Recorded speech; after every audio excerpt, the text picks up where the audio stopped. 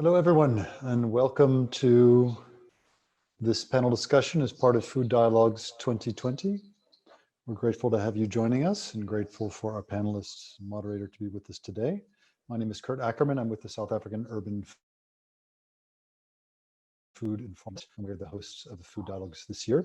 Just a note that this event is being recorded, so just please bear that in mind.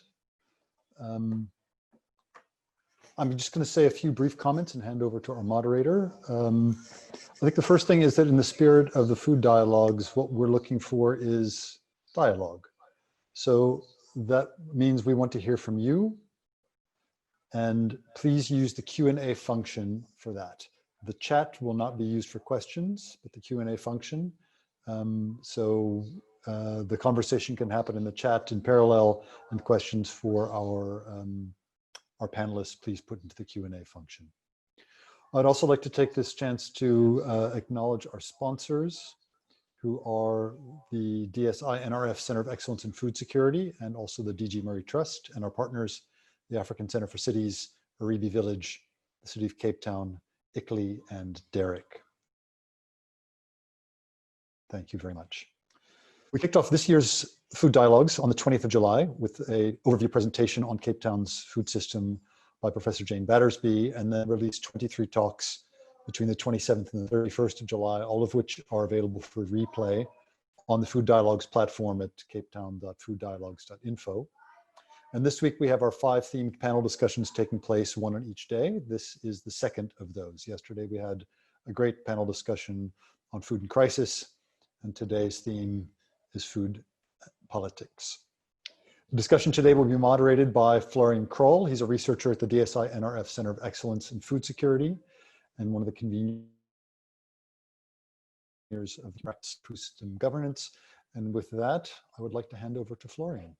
Thank you very much. Thanks, Kurt. And thank you to all the panelists for being available today. We have a really diverse set of speakers and various different views that are being expressed. And I'm looking forward to a very interesting and stimulating debate. The topic around politics and the politics of food in the urban space, particularly in Cape Town, is one that holds a lot of interest for me. And it is something which is also quite a contested terrain with many different perspectives and opinions. And it's also something that I'm in the process of researching for my PhD. So having so many different views expressed here today, and having been able to watch all the various different videos of the different panelists speaking has been very enriching for me personally. And I look forward to engaging with these different views. So one of the themes that has come through quite strongly is the need for greater voice and greater agency for the various different views and perspectives that are out there. And particularly also the perspectives and views and the situation of women. And so I'm really pleased that we have many very powerful women speaking here today, who can represent, again, many different views on this matter. So I think it would perhaps be useful to place this whole conversation in a bit of context in terms of the South African legal space. And so one of our speakers, my colleague Mpumelelo from the Dullah Omar Institute, has offered a really insightful presentation around the legal status of food security, the right to food in South Africa, and more broadly also situated within the context of various different agreements, international agreements and accords around the right to food. And Mpumelelo has noted that the state has a really strong obligation actually to act on this right, but this obligation hasn't really been taken up very strongly, very actively. And it has also not been litigated very strongly as of yet, as of very recently. And I'd like to ask Mpumelelo to just perhaps bring forward one or two of the key points that she feels would set the stage for the conversation going forward. as also as a provocation to the other speakers who are coming from different perspectives again. Mpumelelo, would you like to say a few words? Okay. Hello, everybody, and welcome to today's dialogue. I hope that in the true sense of it, it will be a dialogue as it should be, and not just speakers speaking, but hope we'll get some other insights. From a legal perspective, I would say that of all the other socio-economic rights within South Africa, which over the last 26 years have seen some action in terms of setting up of legal instruments domestically, and that further strengthening the rights and also the justiciability of the rights. The right to food isn't at par with other socioeconomic rights. And there are quite a number of reasons, but I think that what piques my interest the most has been civil society's apathy towards the right to food within the South African jurisdiction. Now, I usually say that obligation is a two-way street, accountability is a two-way street. On the one side is the obligation on the part of the state. On the other side is citizens' participation and their activeness in that regard. And I think I'd like to pose a question rather than receiving questions these days. Why does it seem like there is civil society apathy? And I think I really do want to hear from a lot of the attendees. Why is there that apathy with regards to pushing for the right to food when you compare with other rights, such as the right to health, such as the right to water, the right to sanitation? You hear things around the right to food, and everybody immediately thinks that if you guarantee other rights, then probably the right to food will be sorted. I usually say that in the right to food movement is the other way around. This is food first. Without the guarantee of the right to food first, several other rights can be guaranteed, moving from the right to health, even just to you being a human with dignity, who lives with dignity. That can't happen. So my question today, probably to pick the discussion, to start off the discussion, is why is there this apathy on the part of citizens generally, and also on the part of civil society within South Africa on the right to food? Thank you so much. I think that's a really important question, and one which puzzles me also. On this panel, we also have some other speakers who are embedded in different civil society initiatives who've actually been extremely active on the ground. And I'd like to invite Guma perhaps to speak a little bit around their civil society engagement around food security and food sovereignty in particular. And to what extent maybe has that been changed? How's that come to the fore now, also with the context of the COVID lockdown? Guma, would you like to speak to that and to the question which Mpumelelo posed? Yeah, so I think when it comes to the civil society, it all goes to the individual knowledge on where do you go about and who you are on around the food system. As I'm talking about now, on the political side of things is that food security doesn't really address the issues of where households get food and how everyone actually get fed and the nutrition. So for myself, because I'll talk about myself as much as I'm part of the food sovereignty campaign, and as a movement, we are struggling. I mean, we're struggling around our practices, around the policies, around everything around food sovereignty to actually to build it, which is food growers. It can be, and it all goes to how much we say small scale farmers or household gardeners or whoever on anyone who feeds in what way. So it addresses all those issues around who grows what and in what scale. So those are the kind of conservation around food sovereignty. And I won't talk much about food security, but I would say I think the word even food security, food insecurity, which is to be secured. But looking at South Africa now, are we really food secured, and what does that mean? Great, thanks, Toma, for shining a critical light on the language that we use around food security as opposed to food sovereignty, and mentioning the struggles also to position the role of small farmers as well. Now, one of the other speakers on our panel, Henriette Abrahams, is also part of a civil society organization, basically a community-based organization, which has been extremely active on the ground. Perhaps not so much in the side of food growing, but perhaps Henriette, you would like to reflect a little bit around this question of apathy, which Mpumelelo raised, and also reflect a little bit around the agency and the initiative which you highlighted in your talk around what has been happening in your community and how particularly women have worked together to address some of these issues and to bring greater awareness to these issues. There we go. Okay, there I am. Thank you for the opportunity. I agree that there is civil society apathy, and particularly when it comes to urban farming, I want to be bold and say that many NGOs out there that is talking on behalf of working class communities' needs are kind of out of touch. So we also understand the funding, priorities and where people are. So you tend to get funding for a particular thing, which might be gender-based violence or looking after our vulnerable communities and so forth.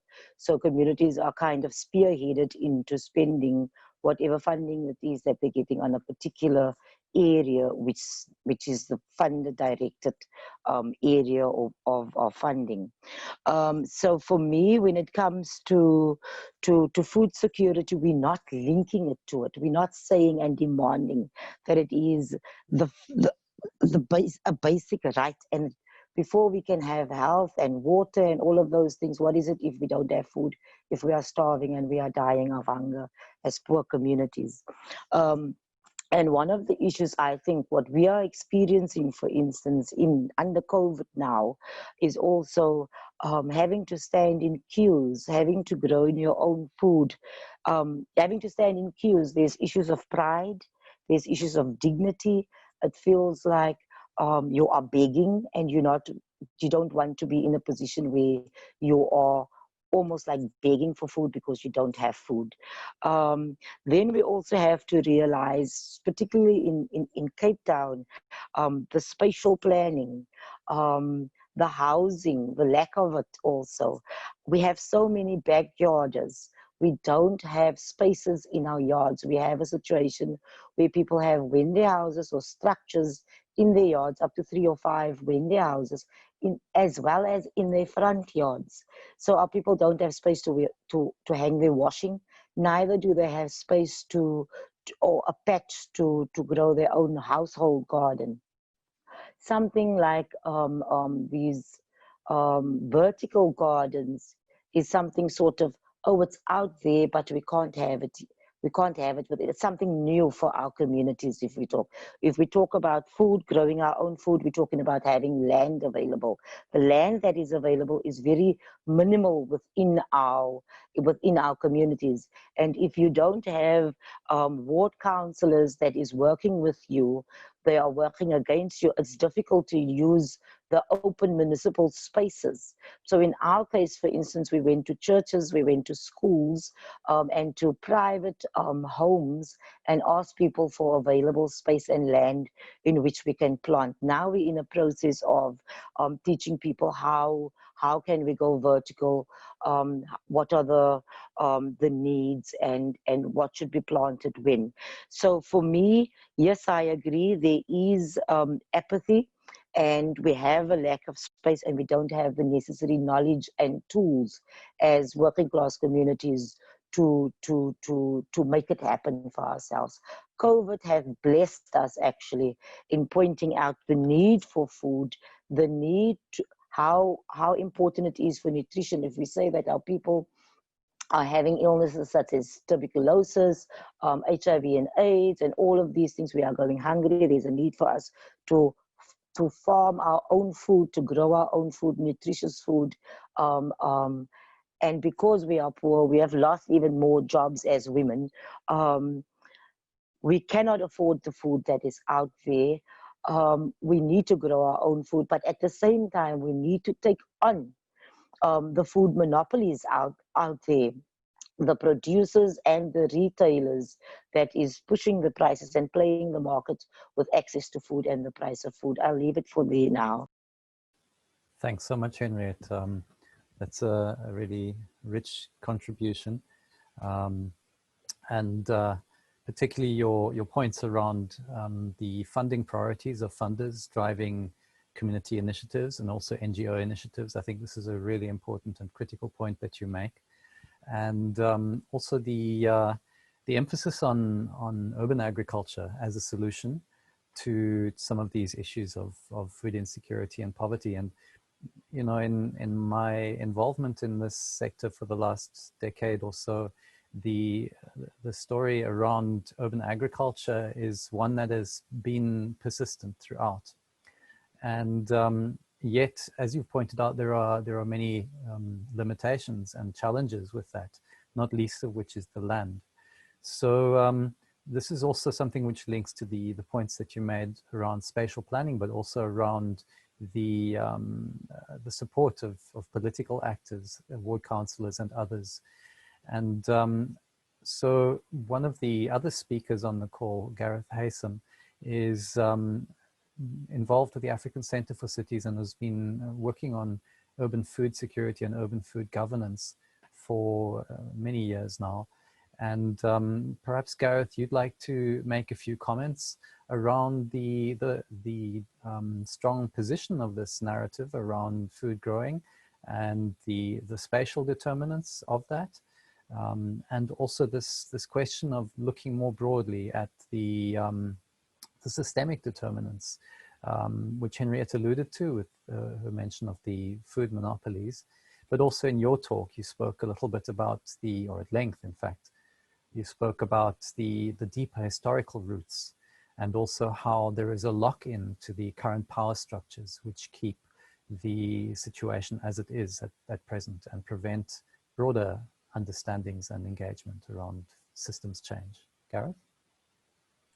Thanks, Flo. And yeah, good afternoon, everyone. And it's great to be on this panel. I mean, for me, the question of how we understand food security and its definitional issues, I like to use the word food poverty because I think it's a way in which, for me, it's easier to understand that. And I think one of the deep challenges that I find in the work that I've been doing, and I've written around urban agriculture being a possible solution, and I've become a little bit more skeptical around that because I find I'm anxious to ask people to help themselves when the system has been designed to exclude so many. So why are those that are excluded, that are suffering food poverty, now using their own agency, using their own, their desire to solve this problem, why are they expected to be then solving that problem? And who does that let off the hook?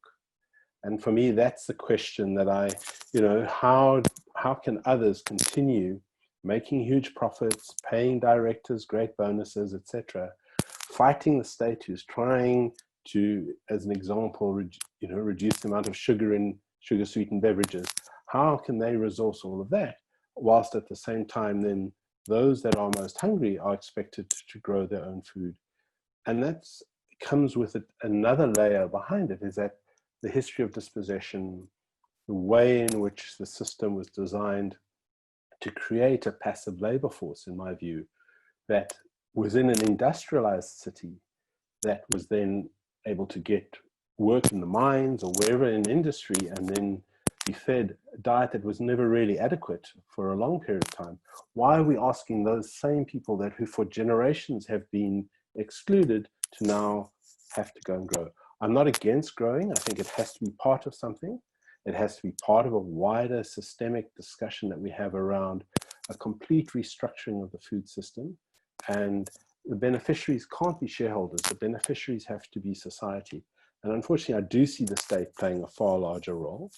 But I also think that for civil society and the state, this normalization that I spoke about over years of food poverty, where the diet has been reduced, it's been accepted to be what it is, means that there isn't this politics of provision. There isn't a politics that will bring people together to assess the risk from diverse groups to say, okay, let's now activate something and let's take on whoever those actors might be.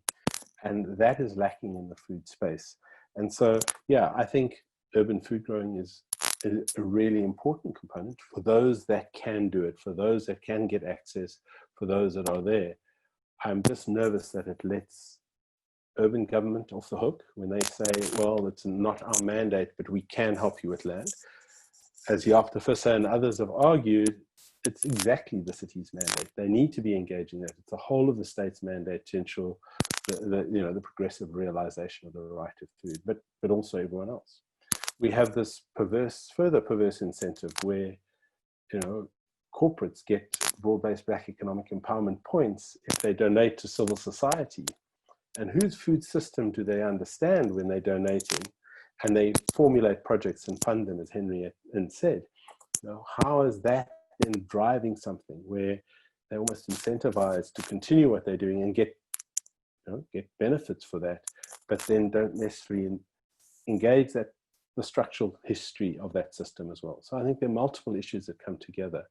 But for me, around the spatial planning question and how it fits into space, I think urban agriculture is important, but there needs to be an overarching spatial framework that considers actively how food in the urban space interact, and urban agriculture needs to be part of that. So Tuma said, you're having to scuttle for land and find places, and Henriette, and having to go and speak to others.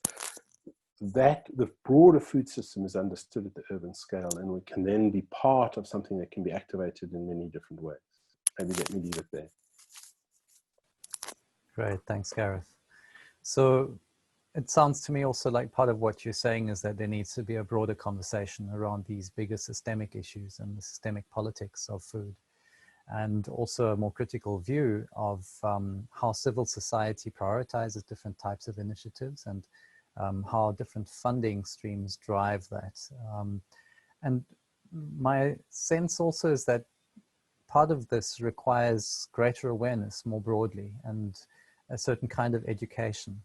Now, one of our other panelists, Riranzu Maribate, is involved with the Sustainability Institute and is engaged there with a food garden, which is playing a slightly different role, where it is, yes, also about food provision, but it seems to be more also around education. And so I'd like to invite Riranzu to speak to these last points which have been made, and perhaps also to consider whether these types of food gardens could play a broader role in society, not just around growing food, but in growing awareness and in mobilizing a greater politicization around these issues of food. Riranzu. Thank you, Florian, and good afternoon, everyone. Yeah, as I was listening through everyone talking, I mean, we realized that a lot of the issues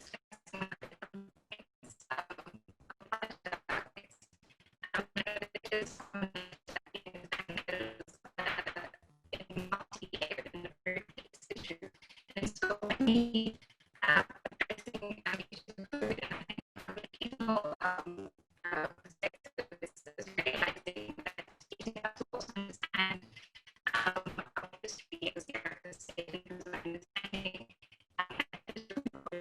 our system is where it comes from, and speaking of that, understanding that within a lot of the disadvantaged communities in our country, we have not only in the present, but generations of trauma that kind of speak within even the space of food, food and food systems. And then so what we as a sustainability is that we the first is issues of social justice, and this is basically speaking on understanding all those multi-layered issues that come with the current system that we have in South Africa. And secondly, is also looking at how we do kind of contribute towards ecological regeneration. And so this is also something that speaks to the way that we also address our food systems in the terms of the methodologies or the farming practices that we also implement to make sure that we are not contributing to the degradation of the environment further. And this is what I really liked also from what Trima was saying in her talk, was that there is quite a huge movement within the food sovereignty space that not only addresses the need to grow food, but then in terms of how we grow our food. And there's this interest now in agroecology, and then like knowing where your food comes from, like how your food is grown. And then lastly is basically tying all these things together and creating a space of transformative learning. And so this is something where you realize from the earliest of age within our education system, you really need to be aware and be intentional in ensuring that you also include food and nutritional education within the curriculum.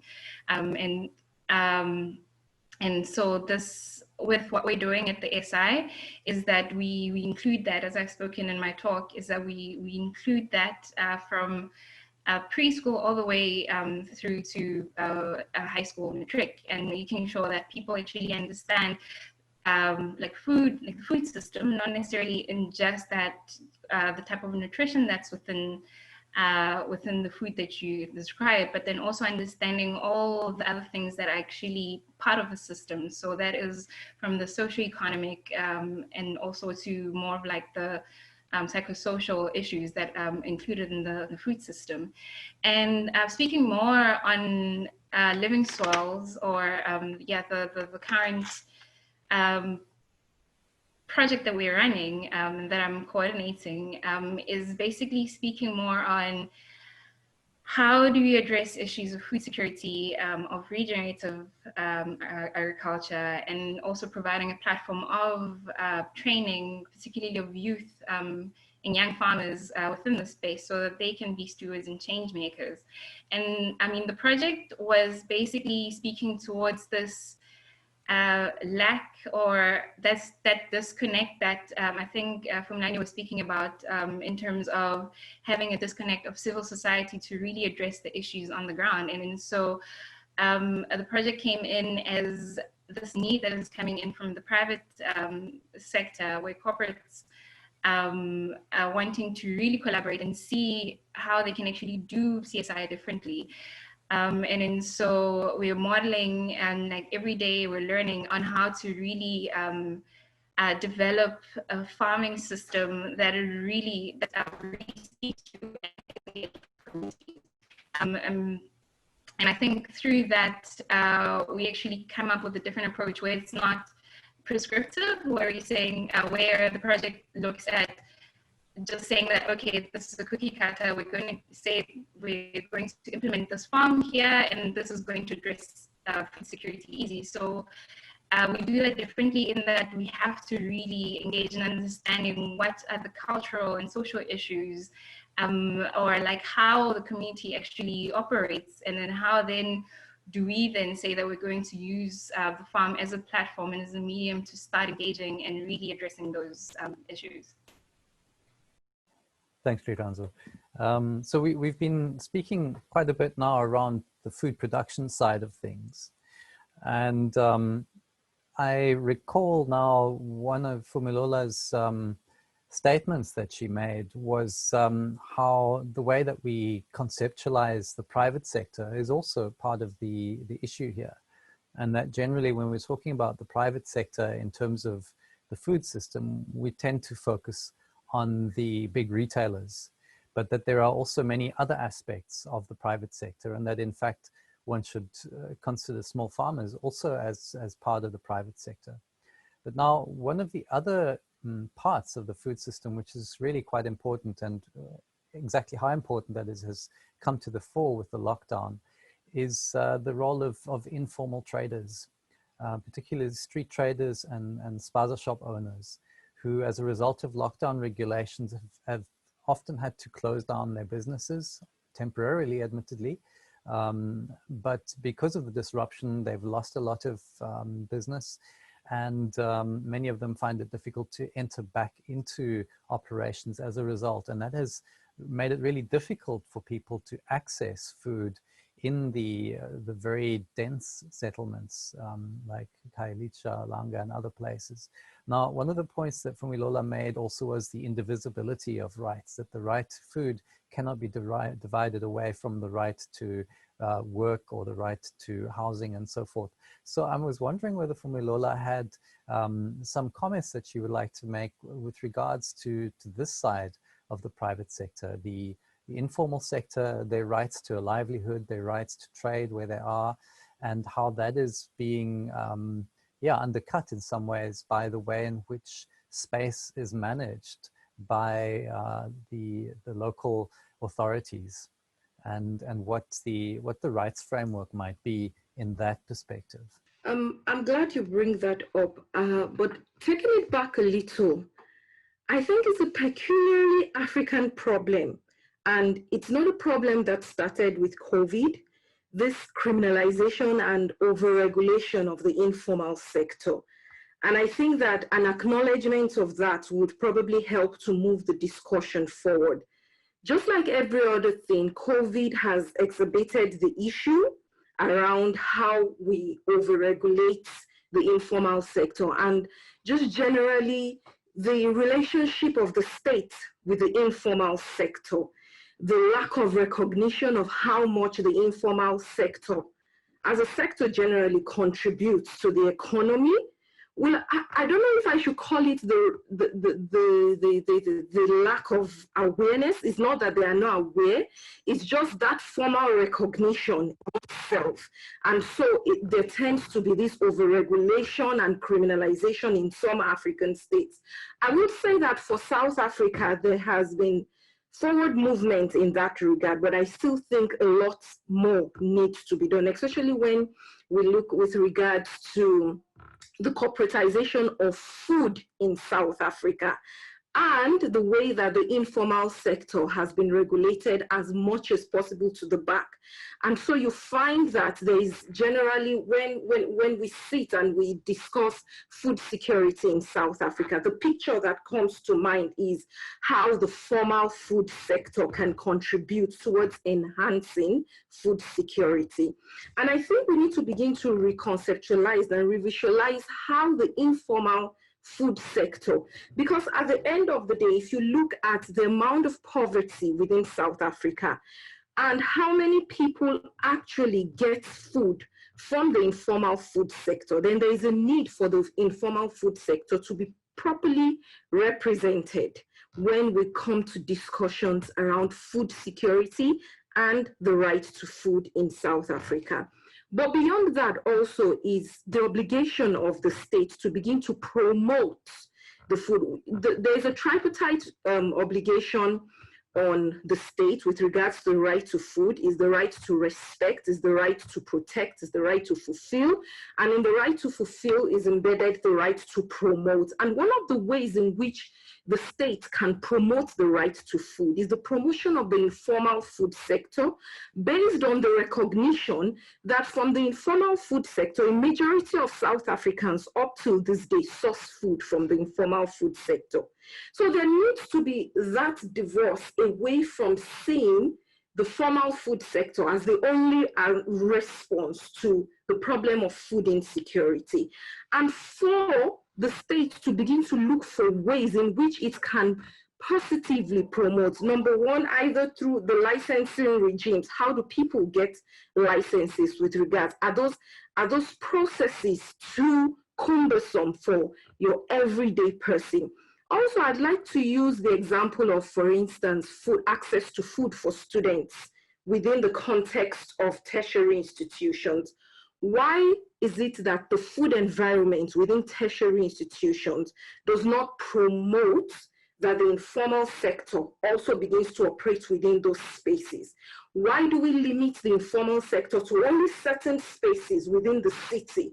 And we say that And that also, in its own way, continues to exacerbate the issue of food insecurity. Because if I can't get food within 5 kilometers of where I am, within 3 kilometers of where I am, that I have to either take a bus, or I have to take a taxi, or I have to drive down to be able to get food, then that in itself is a problem. And also, as it regards their right to trade and right to livelihood, this directly affects the lives of people. And when you make the licensing regimes, when you just generally make it inaccessible for people, then you indirectly also affect their own right to food. Apart from the right to food of people who should ordinarily be able to access them, their inability to be able to sell their wares easily and without having to jump through all of those bureaucratic hoops also affects their own right to food. Great, thank you very much, Fumilola. So this is a really interesting angle also around the politics of food and also the politics of space in the city, and how urban administration makes decisions around how space is allocated and what to do with available space. Now, in many African countries, and particularly for Fumilola in West Africa, I believe there is a strong culture of markets, particularly fresh produce markets. And having traveled to Ghana myself, which is, I believe, a neighbor of Nigeria, also there is a lot of availability of food in markets as well as in the streets. And similarly, in many traditional economies in Europe, we have markets too, where farmers are able to sell. And it feels to me like, because of our history here and because of the way in which smaller traders have been systematically marginalized and excluded, it has normalized the situation where we tend to think of supermarkets as the correct and only acceptable use of land or of making food available to people cheaply and effectively. And so this kind of perception seems to dominate the planning agendas in many ways. And I'm wondering, Gareth, your experience of engaging with the city and also with planning as a discipline, what would your comments be around this? How can one engage with these types of mindsets? How could one bring about the development of food environments which really create space for smaller farmers also to be able to bring their produce to consumers through markets, through street trade, or any other regulatory or planning instruments that would enable an alternative kind of food system to emerge, one which is more just, more participatory, and more sustainable? Thanks, Flo, and thanks for that. And I mean, for me, this point around the sort of diversity of the food systems. In our work, I've often wondered whether, and Henrietta's comment around not having a clothesline to hang up your washing struck me as similar both within the home. So many households in Cape Town and elsewhere might not necessarily have space for a fridge or have sufficient supply of energy to be able to cook food. So the informal is not just a place in which to go and buy raw products. It becomes an extension of the household in some ways. It becomes effectively a fridge to store food, because one might not have one in one's own home, or other parts. If you're traveling to go to do some domestic work somewhere in Cape Town and have to wake up at 5 a.m. in the morning to get there, to be there by 8 o'clock and then leave at 5 and get back, and still need to provide for a family, it becomes the kitchen in many ways, where prepared food is picked up and taken, and Jane Battersby and others work at the transit intersections, Robin Park Ross, and how they looked around Belleville. One sees this important connection between the household, the economy, and obviously pre-COVID, and space and transit, for example. So planning is an essential part of understanding food and engaging food. And this, others have argued, and Caroline Steele in her book Hungry City, way back from 2008, it argued that cities and food have always been connected. In many cities of the world, there are places in the city named after the food that used to come to that place. And we forget that historical thing. And I think my point about the sort of industrialization of the food, of the history of food, and how that happens now in the urban space, we've forgotten a lot of those histories. almost many municipalities had municipal markets where food was able to be traded. Many municipalities, particularly small towns today, still have commonage, meengrond, where people would come to the town and market and leave their cattle and then return back whatever their transport might have been. So for me, planning is an essential part, and just to go to this obligation of ensuring the right to food, understanding planning and having a food-sensitive approach to planning is a critical way forward. And I think for me, this speaks to some of the issues that sit behind some of the conversations we've been having.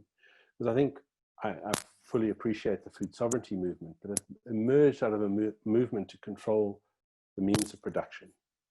And I think we need to start thinking of how do we control the means of access? What is the activism around that? And how do we push the state and cities to control how food is accessed? And not let that just be left to the private sector. The mini mall development with the anchor tenant supermarket and then all the fast food outlets and a couple of other outlets to sell you very expensive debt on either side. That standard is applied to further entrench poverty and entrench dependency. And so planning becomes key for a city official to say to me or anyone that food is not their mandate, and to ignore sections Schedule 4 and 5 of the Constitution, which details a whole set of mandates that they have to do that. And so planning becomes a key part, and a key area to see that is through the informal sector and how trade is enabled and how it's allowed to take place. Perhaps a little example, an anecdote. In the area where I live, I was observing with much sort of frustration and anger, the local CID telling an informal vendor to move between the little yellow square that had been painted on the ground. But across the road, a large multi-story building was being developed, and the cement trucks had all parked up and it covered the entire parking areas and also the disabled bays. I asked the local municipal law enforcement official why they were being allowed to do that and why the others were being harassed. And the response was, they are the formal sector, they have permits. The informal vendor had a permit, the others, and so there's this also a very unequal application of the law. So we might call for planning, but the way in which so many actors within the food system are criminalized, but other actors, not necessarily the food system, are allowed to continue with impunity, means that the law then loses its effect, that all these instruments that we hold no longer have effect. But we do need to go back to them, and we can't continue without them.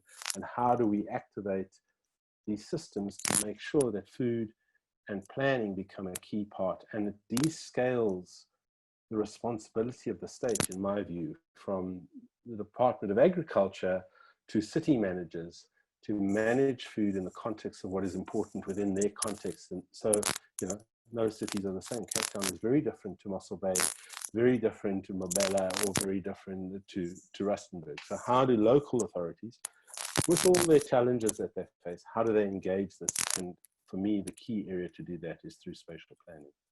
Thanks, Gareth.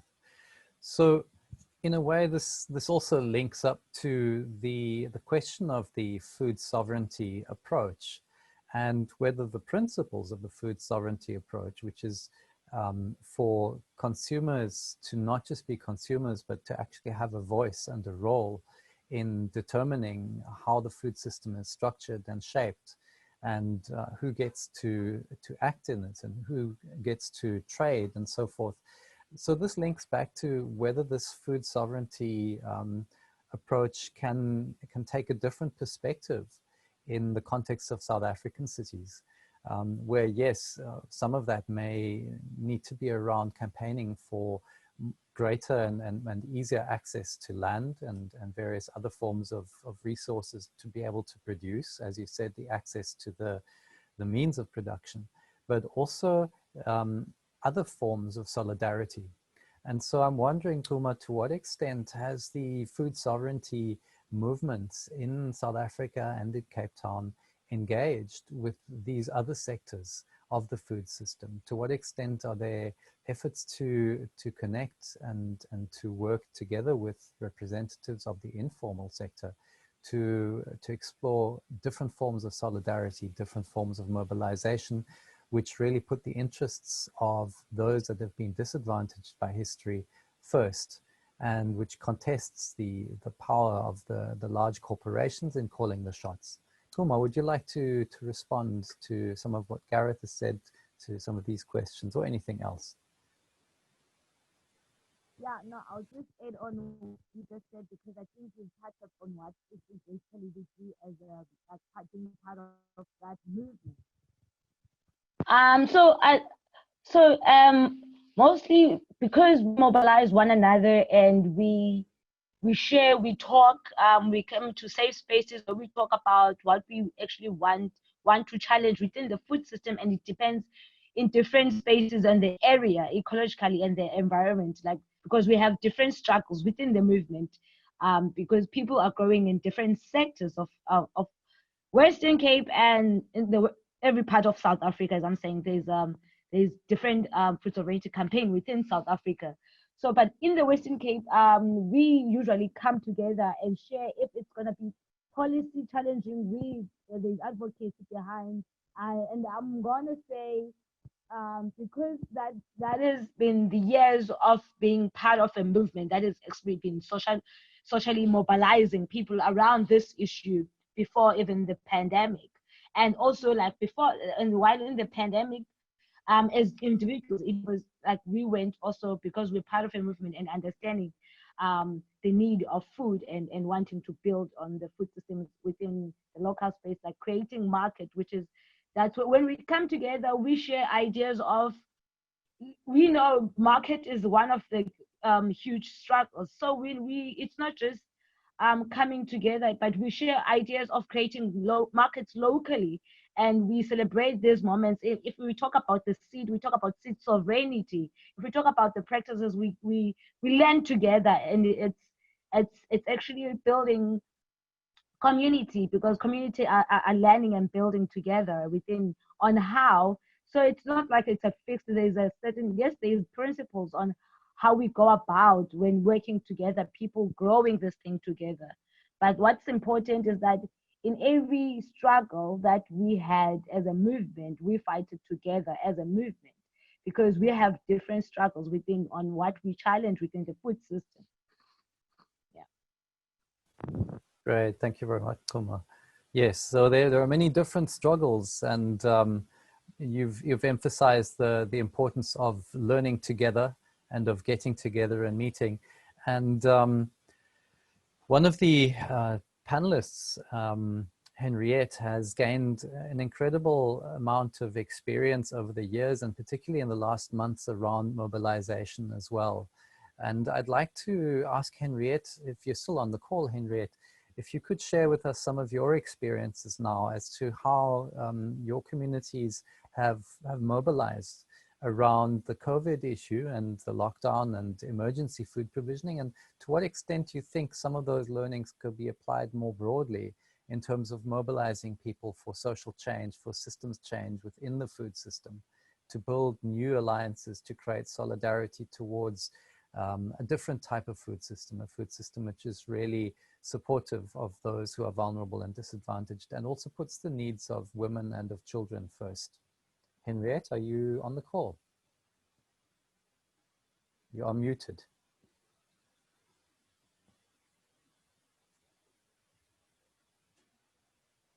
If our tech team is able to unmute Henriette, it would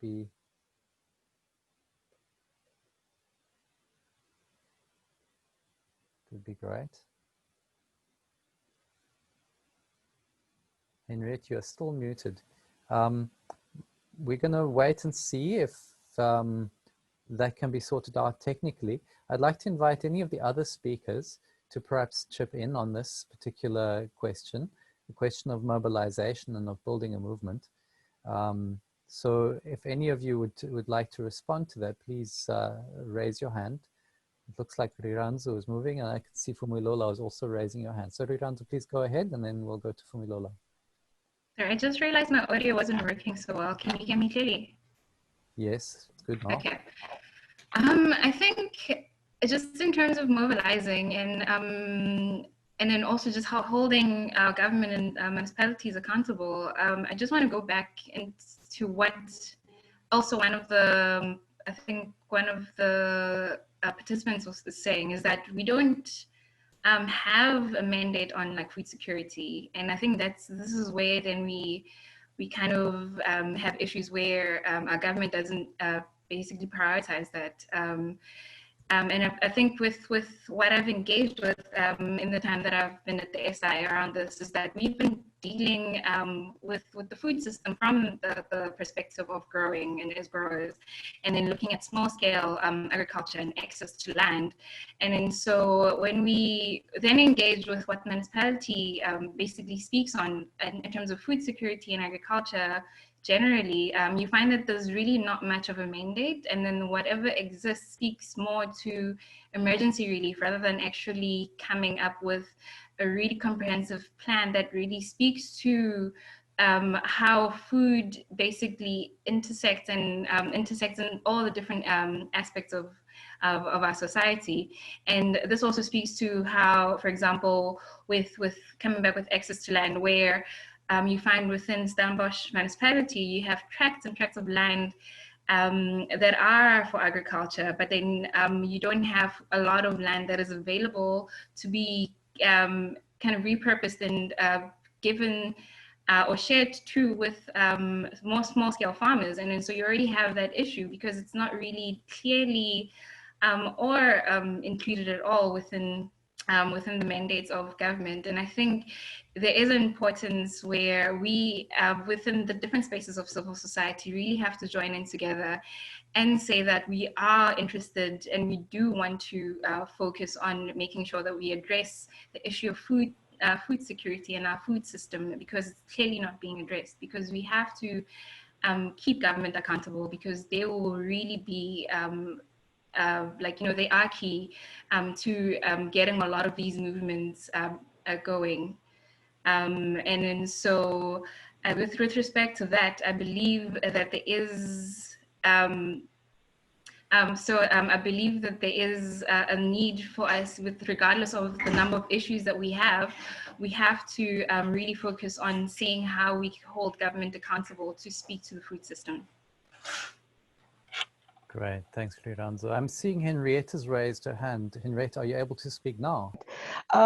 Okay, just to respond in terms of what it is that we have as a community have done under COVID or even pre-COVID, we have been organizing and mobilizing our communities back into street committees and block committees.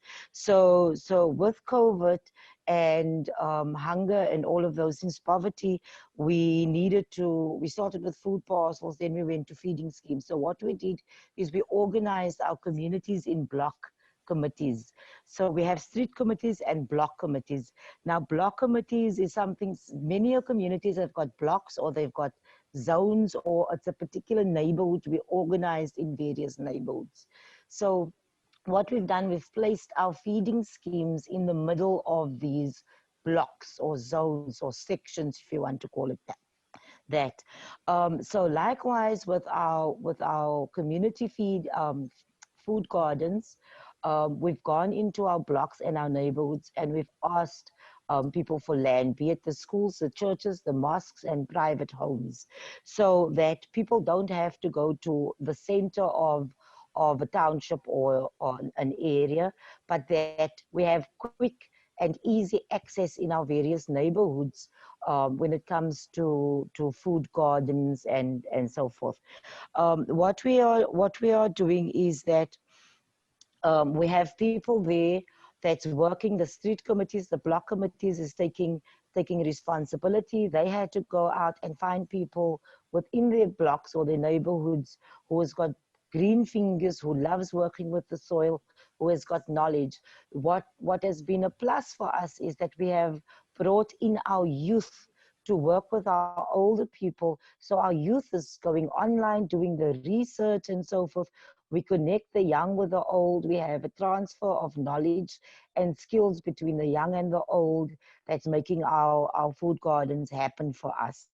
The challenges that we are having, say for instance, at one school we have about a hectare of land, and at my school, the school is within my block, we have half a hectare of land. So we have various pieces of land of different shapes and sizes. So, and different soil conditions. So with our land, for instance, and with the bigger pieces of land, we have issues of dumping within our communities, right? So we're cleaning that, and we have issues of vandalization, of vandalizing. So what we need is, we have challenges of water, of course. We have challenges of fencing. We have challenges of not having sufficient seeds and seedlings and compost and worm farms and all of those things. But that we can overcome. So the issues of water and fencing is important things for us. Then when it comes to holding and getting somebody there that's taking responsibility for our gardens, taking responsibility. There's people that puts in, like, every day they are there, but then there's also those are our hungry, our unemployed, our people that's doing a lot, because at the end of the day, they also want something, whether it's something from the feeding scheme.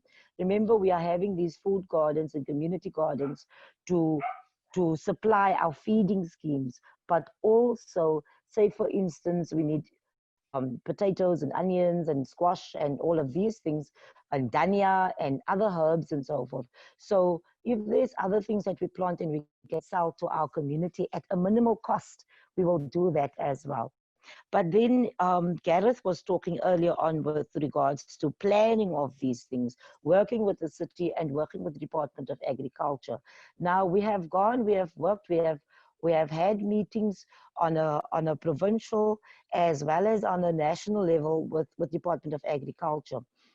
I can be honest and say we haven't had meetings with the city, because I'm in a ward where we can't work with our ward councillor, because if he didn't do something first, if he's not on board, we can't do it, type of thing, right? So we have CDW, community workers, community development workers. So there is a manner in which we can ask the city and the department to come on board when it comes to fencing, when it comes to securing the land and giving the land over to the community to work and to have similar types of projects, be it, we're talking food security. Food security is not only gardens. We're looking at community bakeries that we also want to go and put up in our various blocks, because the price of bread is also expensive for our people and constant, right? So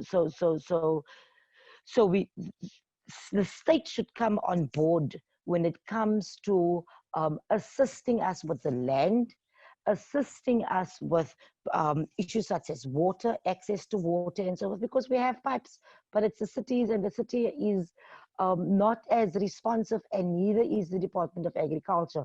When we went to the Department of Agriculture, they said to us, okay, there's 100 packets of seeds for you.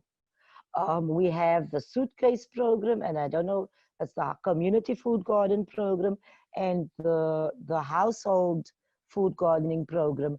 And what they are having in those programs are not sufficient for what our community needs are. It's out of touch in terms of what our community needs are. We need all forms of government to come together with us as communities so that we can work out a workable program. What is it that we are having? Which lands is it that we are having? Garrett was alluding to the public spaces that come to the city. The city keeps on giving us parks and building parks and so forth, and yet in our various parks, they tar our parks and our pavements we can't go and plant on.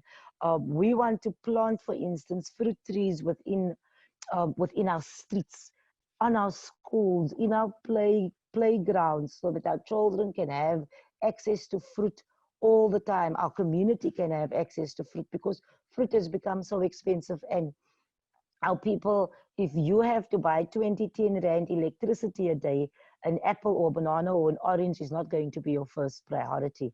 So these are the types of things that we as communities want to do. We're not working alone. We're not organizing. We're trying to get more and more communities to join us. We're working with Langa. We're working with Manenberg. We're working with Mitchell's Plain and Kaya Licha.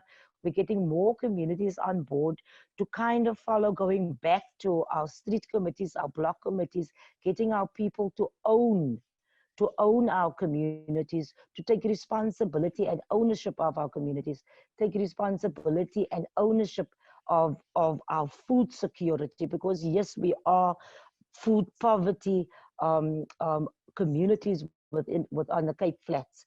We're trying to do our best. We can't do it by ourselves, and we need government to get their priorities straight, and we need them to repurpose and redirect their budgets for the interactions that we've been having. Is that we don't have a budget for this, we don't have a budget for that. We have to realign, or you get to talk to Department of Agriculture nationally, and then they have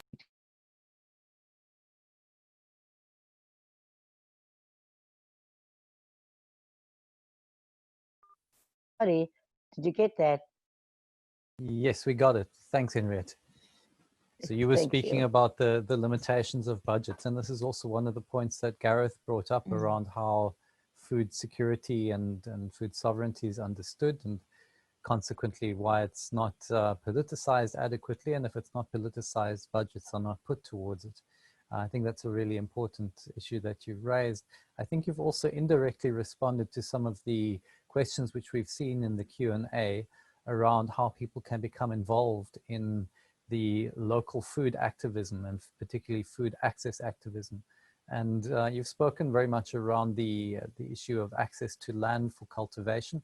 I think similar principles can also be applied around community-based activism around what, as researchers, we speak of as food environments, which is particularly in the streets and in the high streets and in the shopping centers, what kind of food is being sold, who's able to sell, and what is available to people. One of the questions that was put to us is how, very often the kind of food that is sold by informal traders, particularly around schools, can be fairly unhealthy. And whether or not there is a role for this type of grassroots activism and organization and mobilization that you've spoken about to also begin regulating this kind of thing locally, as a form of real grassroots solidarity, democracy, food democracy in a spatial sense. I'm also aware of a section of our constitution which speaks about the right to a healthy environment and also the right to children to healthy nutrition. So I'd also wanted to put the conversation back towards Mpumelelo, because I saw that she'd raised her hand quite a while back around mobilization when I popped that question. And I was wondering if Mpumelelo would like to speak to that and also to this other question that I just raised. Just with regards to mobilization and activism, I'd like to go back to something which Gareth had said on our activism should be tending towards the access to food currently. And because the problem isn't necessarily based around the production, it's basically around people's access to that food. And if I just use the example of a project that I've been opportune to oversee over the last couple of years at the Doloma Institute, is on the access to food of tertiary institution students to food. And that was particularly conceptualized as an access problem for students.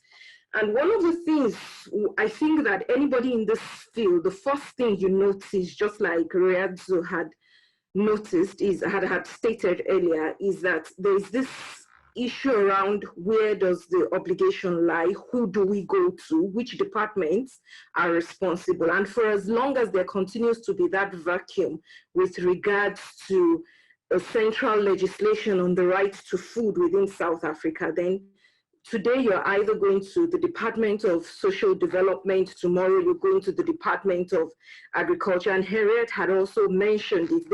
There isn't a central responsibility body, and that's something around that. Also, the fact that advocacy and activism takes time. It takes time to build trust with stakeholders. It takes time to get the movement going. It also takes quite some time to get the word out there. And with that consciousness in mind, I think CSOs within South Africa should be more pressed with regards to their activism on access to food, knowing that this is not a wonder pill which starts today and tomorrow we have a solution. I mean, it takes time even to just quite as basically as getting a meeting with the responsible portfolio committees in Parliament to be able to sit down and say, this is what our research says. These are where we think you can probably come in with legislation. That in itself takes time. Also, there shouldn't be just one approach, and which was also why I liked most of Harriet's responses. There shouldn't be just one approach when it comes to mobilization. I think that in the different fields that we work, in the different ways that we work, we need to begin to think how we can turn, even as academics, our research into activism of some kind towards the end goal. And we need to begin to think that when we write all these beautiful papers, we shouldn't be speaking to ourselves alone. We should be speaking to the current condition of society. And our research should be geared towards actually producing results, and the kind of results which leads to a more just food society. With regards to the provisions of the Constitution, I'll go back to what I had stated earlier in my presentation, which was aired a couple of weeks ago. Those provisions are there. However, until we get to a point where those provisions are given, for lack of a better terminology, flesh, so to speak, they will continue to remain beautiful provisions in the law without actual realization. And this can happen through several ways. I would think the shortest, the easiest way to get to that point would be for Parliament to do what it ought to do, and for the national departments to have some guidance with regards to what are their responsibilities in the realization of the right to food. However, it's been 26 years since the current constitution we have. And if that is not happening currently, maybe as civil society, we need to begin to think a bit differently around kickstarting that process. How? File test cases. Basically, it's almost one of the proven methods. If I use the case of India, for instance, and the very famous right to food case in India. India did not even have constitutional provisions as guaranteed in South Africa's provisions on the right to food. However, and that's where also judicial activism comes in.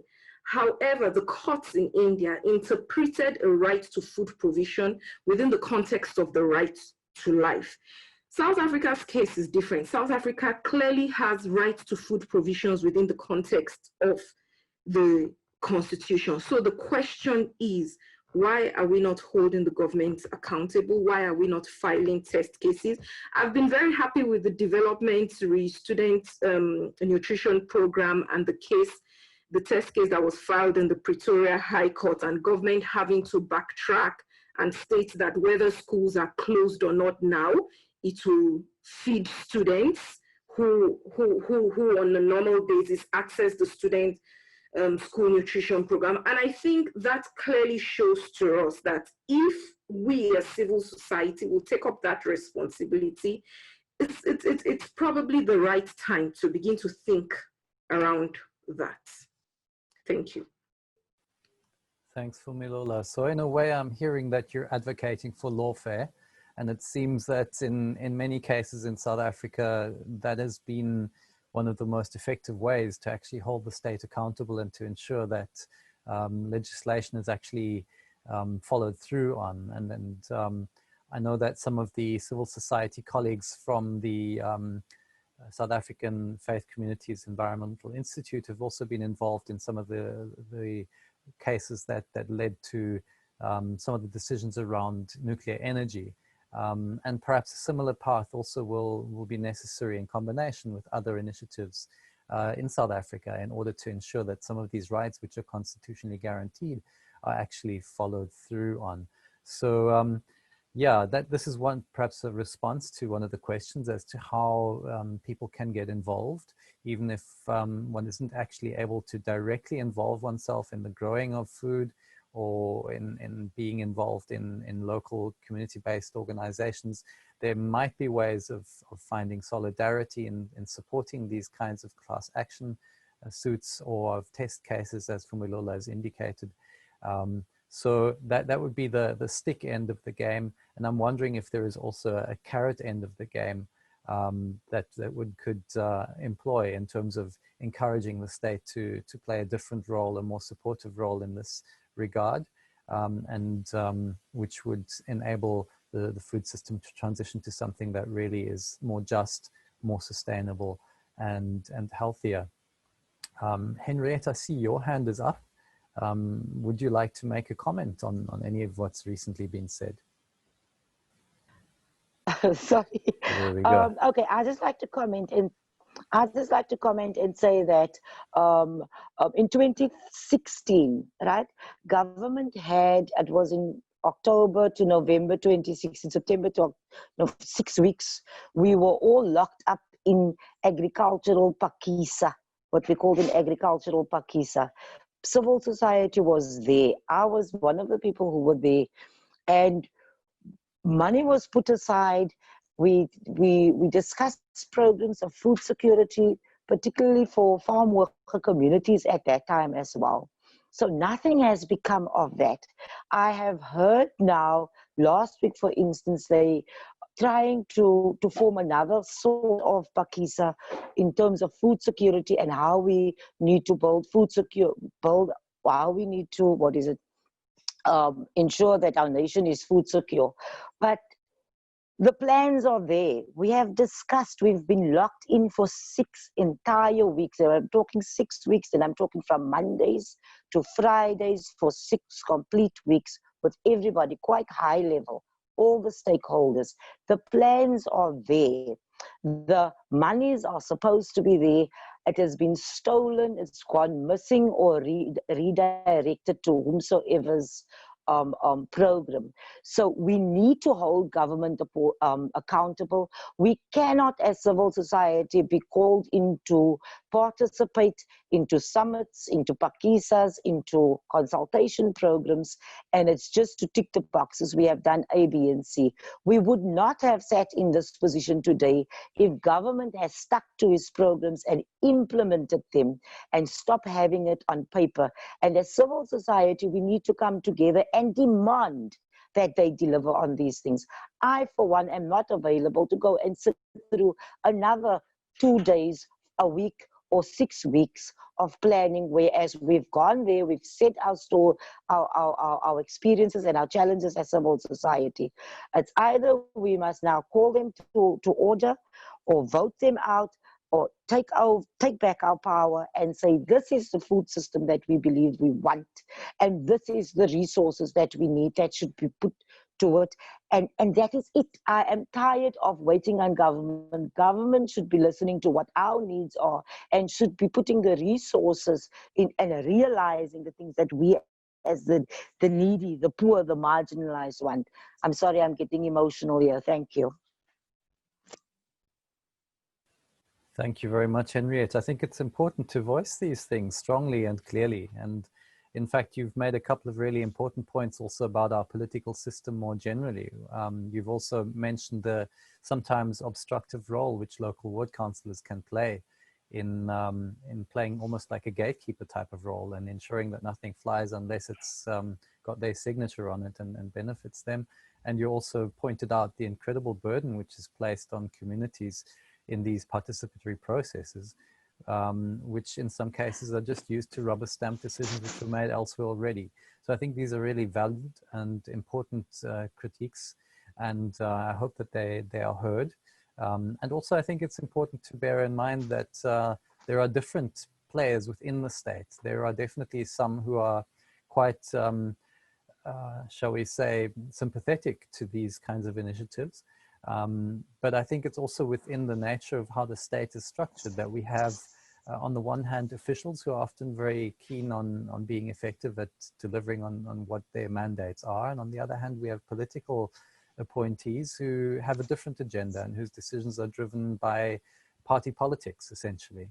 And so it's, I think, really a challenge for us to think around how do we hold these systems accountable, and is there perhaps room for reform in how these systems are structured so that government can be held more accountable and that politicians are accountable to the people who vote them in rather than to the party structures who put them into their places.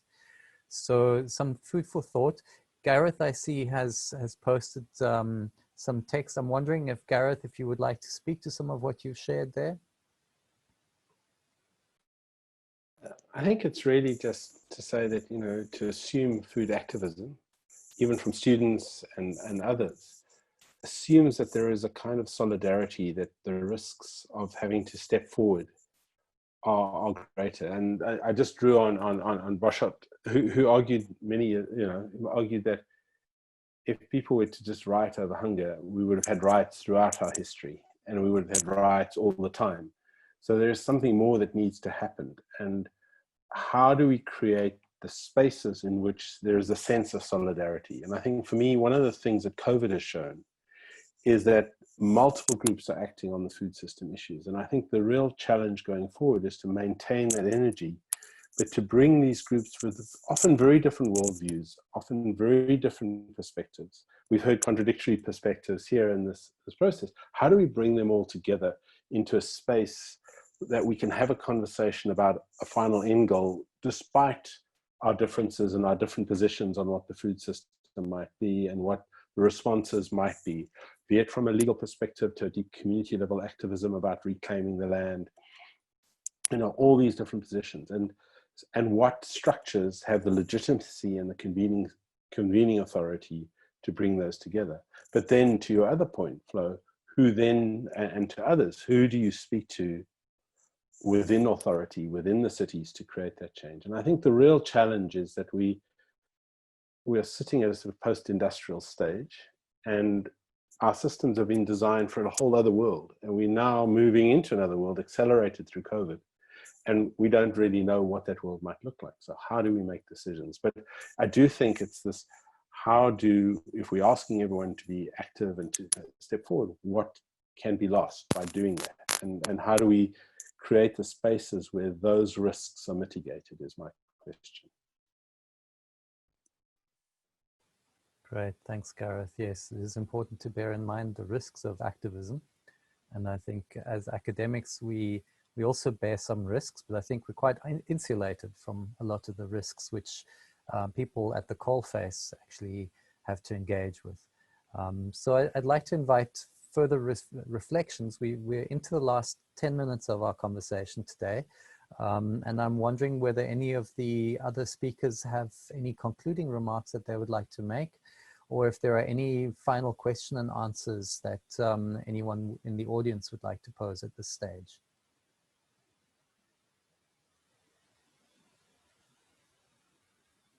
Would anyone like to raise their hand for concluding remarks? Any concluding questions?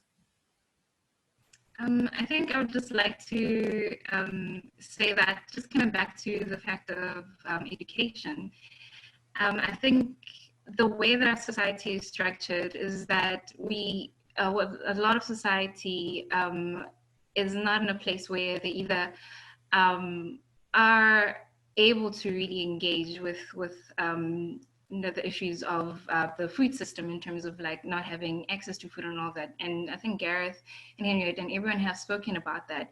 And so to speak on what some of the participants have been saying in terms of how they participate is then lending like what your privilege and you have access to voice to say that you are also standing in together with communities that aren't able to. And I think we've seen that happen in a bit how the pandemic has kind of come up, where people are saying that it's, we're in a position where a lot of the issues that already have existed within our system for the past 26 years are now in the forefront.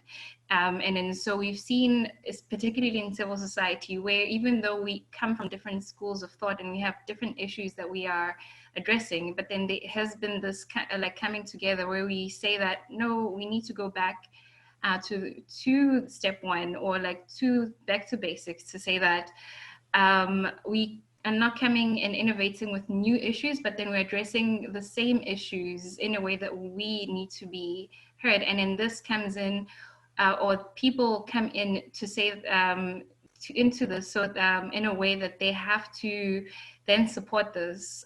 Like Henriette was saying, I mean, we've had so many times where forums and programs and policies have been put together, and it's always a tick box. So we have a lot of these things that are in place, as government likes to say, like we've done so many different mandates, but then now I think is a time to really hold them accountable by going back to them rather than coming in and creating new ones.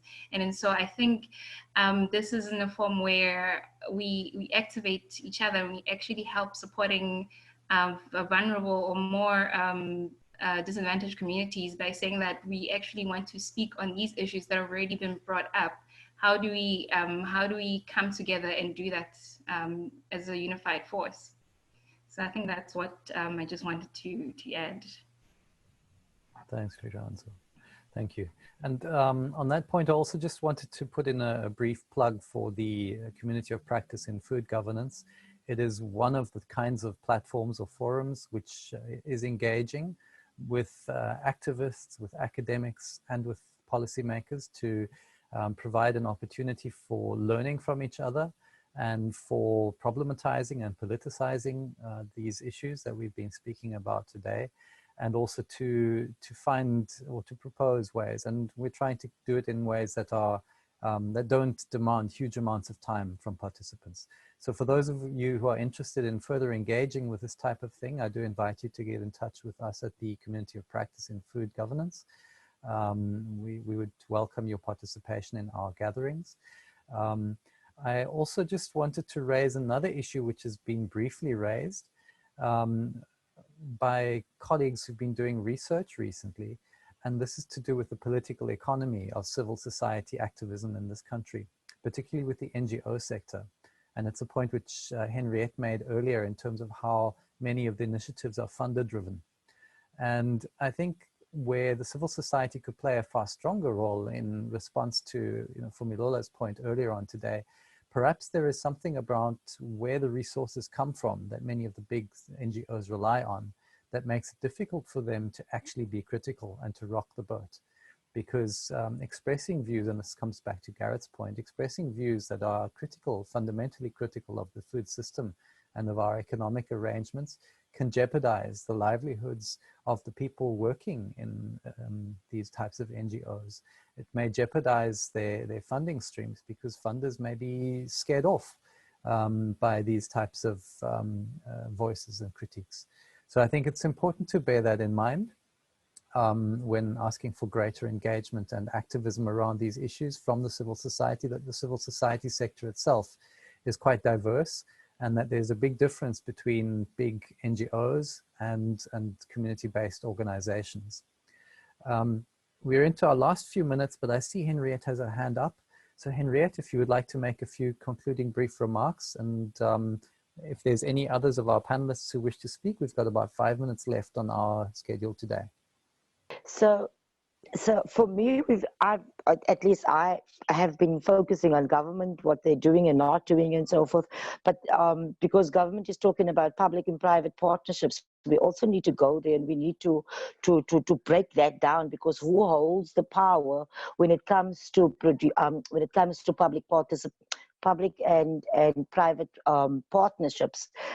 What I have found is, for instance, that government is going and saying, goes to producers, to retailers and all of these people within the market, and they hold the actual power.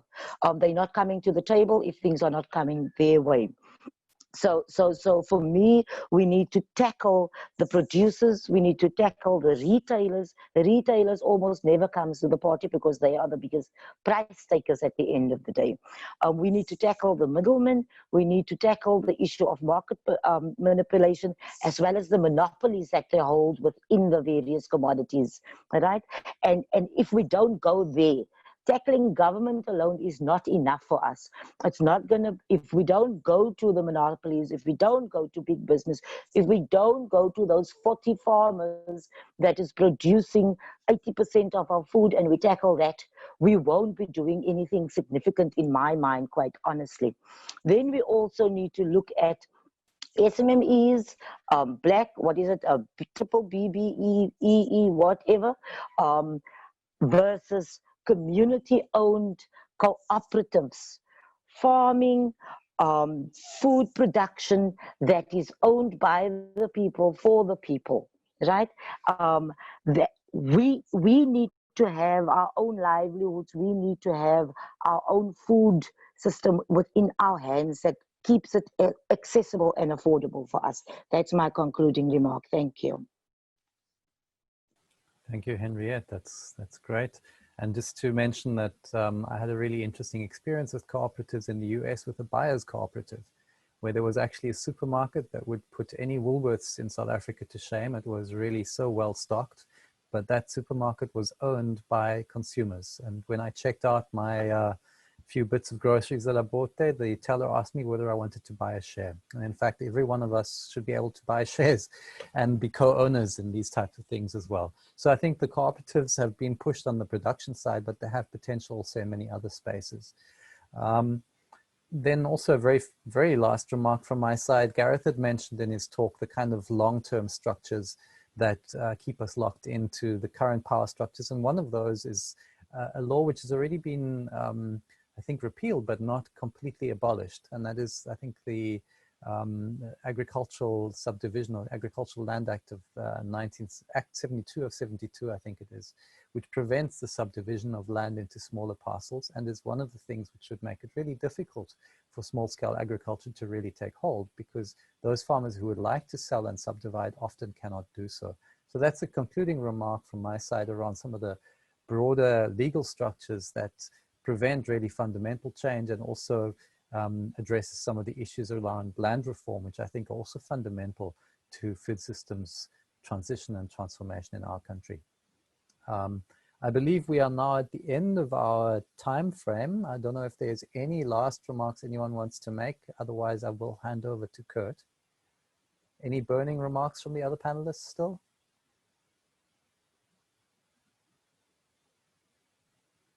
I don't see anyone waving their hand frantically at me. So thank you all very much. It's been very insightful, and I've enjoyed the conversation. And I feel I've learned a lot. Kurt, over to you.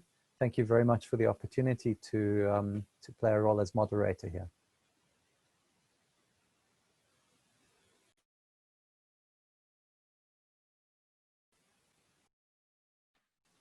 Hi there, this is Beth. I'm also on the team co-hosting.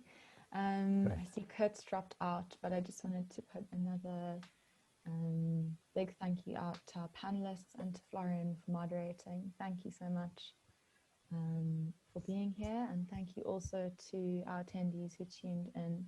It was great to have everyone contributing as they did, so thank you. And I see Kurt's joined back in, and he'll do the closing remarks. Yeah, great. Thank you, Beth, for organizing so beautifully. You've played a very powerful and capable role. Yes, the technical drop out at the last minute. But thank you, Beth, and thank you to all our panelists, and thank you to everyone in the audience for participating. And if you please join us tomorrow, we have a panel on food and health.